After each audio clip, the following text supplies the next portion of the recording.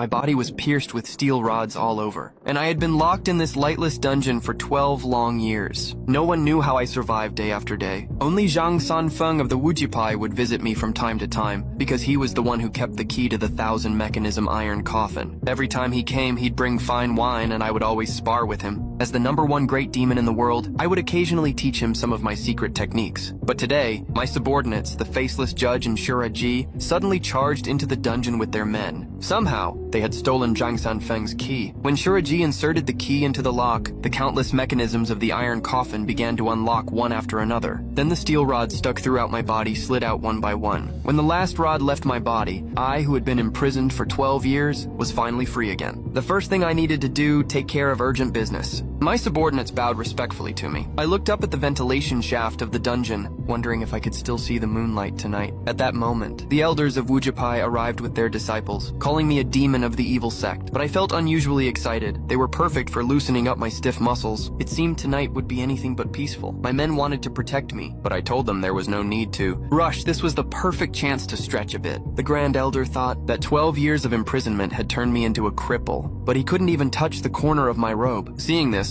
the disciples all rushed at me at once, but their formation wasn't even set before. I sent them scattering like broken tiles. No wonder they called me the #1 demon. In the world, even after 12 years in chains, my power hadn't weakened at all. In front of me, the Wujipai disciples were as fragile as ants. In less than a minute, I had taken down all of them. The second elder leapt forward with his sword, but I slapped him so hard he flew 100 meters away. Just then, the sect master, Fire Dragon Genrin, arrived in time. I scolded this old friend for being heartless, locking me up for 12 whole years without visiting. He said even 12 years hadn't worn down my murderous temper. I replied that when a man can't even find his way back, how could he ever turn around? Then I launched my attack on the sect master. Meanwhile, Zhang Sanfeng had no idea what was happening in the dungeon. The wine jar in his hand was suddenly snatched away.